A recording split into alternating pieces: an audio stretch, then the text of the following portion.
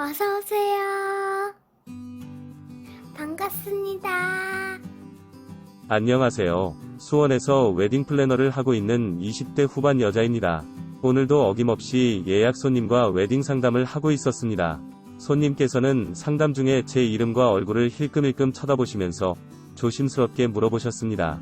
혹시 수전고등학교 다니셨어요? 하시길래 네, 수전고등학교 나왔습니다. 라고 대답했습니다. 손님께서 나이가 어떻게 되세요? 한 번 더 물어보셨고 나이를 말씀드렸더니 나 모르겠어? 하면서 손을 툭 치셨습니다. 그러는 순간 잊고 싶었던 그 기억들이 떠올랐습니다. 약 10년 전 고등학교 입학했던 저는 몸도 다른 친구 대비 왜소하고 성격도 조용한 편이었습니다. 그냥 혼자 조용히 학교 다니는 그런 학생이었습니다. 입학 후 몇 달이 지나니 쉽게 말해놓는 친구들의 모임이 생겼습니다. 조용하고 말도 없고 왜소했던 저는 항상 그런 친구들의 타깃이 되었습니다. 처음에는 가볍게 돈을 주며 매점 심부름을 시키더니 나중에는 돈도 안 주면서 시켰습니다. 그 후에는 심지어 교과서 및 체육복 등을 뺏어갔습니다. 결국 수업 시간에 억울하게 선생님께 혼나는 경우도 많았습니다. 운이 없었던 것인지 2학년이 되어서도 그 무리들과 같은 반이 되었습니다.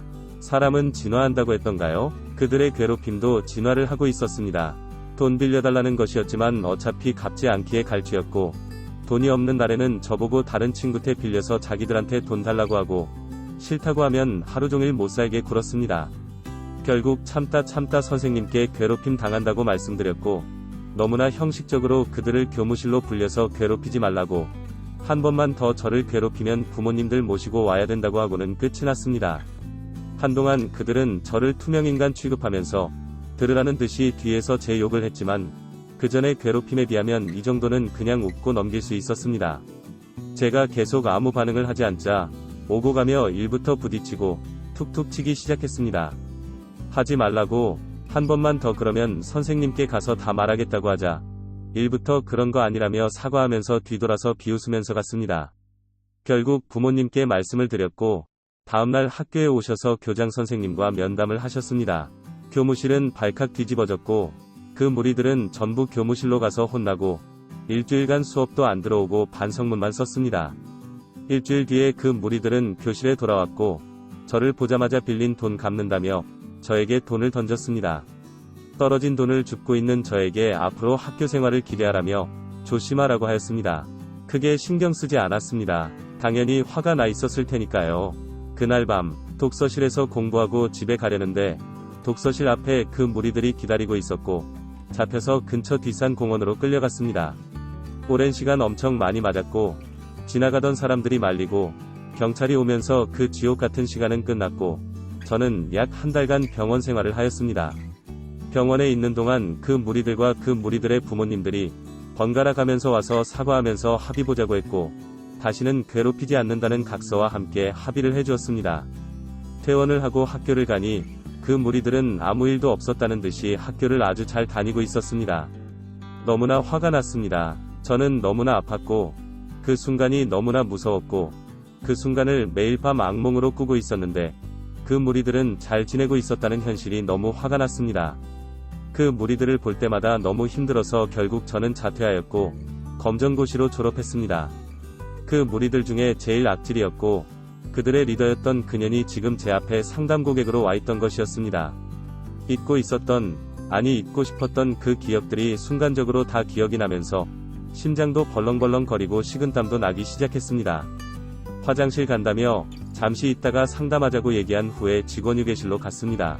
갑자기 식은땀을 흘리며 어찌할 줄 모르는 저를 본 회사 선배가 무슨 일 있냐고 하셨고 간단하게 상황 설명을 해드렸습니다.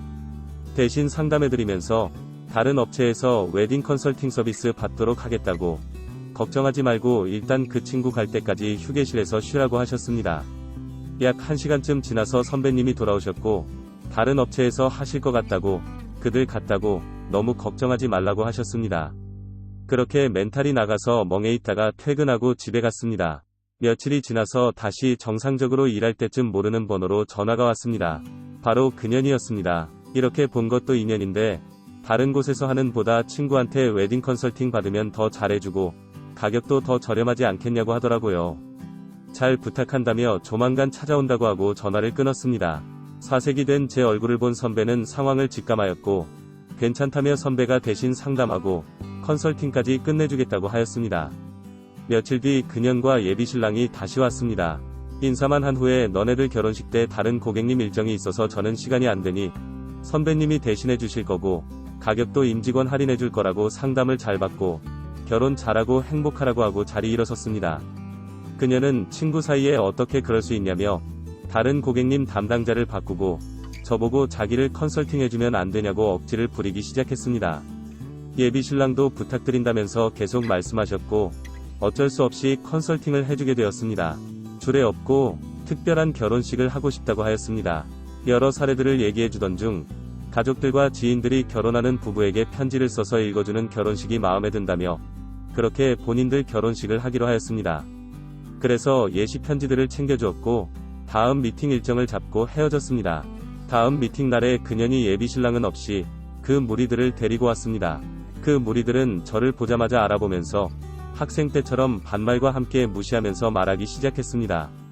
그 무리들이 결혼하니까 좋으냐고 그년한테 묻자 그녀는 기다렸다는 듯이 예비 남편 시댁 뒷담화를 하기 시작했습니다. 집에 돈이 많아서 결혼하는 건데 돈을 안 쓴다면서 짠돌이라는 둥. 전 남친이랑 사귀면서 낙태를 여러 번 해서 임신 안 될까봐 걱정이었는데 예비시댁 쪽이 손이 귀한 집이라서 애가 잘 안 들어서도 자기 탓이 아니라는 둥. 시댁 부모님이 생긴 게 거지 같아서 남편 얼굴도 거지 같다는 둥. 입에 담지 못할 내용을 서슴없이 하고 있었습니다. 지옥 같은 미팅 시간이 끝나고 그 무리들은 갔습니다. 멘탈이 나가서 조용히 앉아있는데 순간 그 예비신랑이 안타까웠습니다.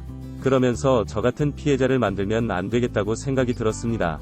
웨딩 상담 중에는 여러 가지 내용들이 오고 가기에 다이어리에 적는 걸로는 항상 놓치는 부분들이 많이 생겨서 항상 고객님 동의하에 녹음을 하면서 상담을 진행합니다. 당연히 그년과 그 무리들의 대화도 녹음되어 있었습니다.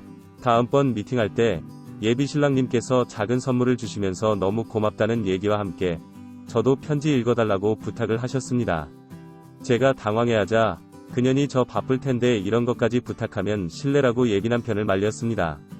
순간 그년이 제가 쓸 편지 내용이 걱정이 돼서 막는 것 같았습니다. 그때 순간 좋은 생각이 들면서 아무리 바빠도 친구 결혼식인데 편지 한 통 못 써주겠냐고 당연히 해준다고 약속했습니다. 저의 반응에 그년이 살짝 당황해하였습니다. 결혼식하기 2주 전쯤 그년에게 개인적으로 연락이 왔습니다. 메일로 편지를 보냈으니 그대로만 읽고 내려오라고 허튼 짓 하지 말라고 그랬습니다.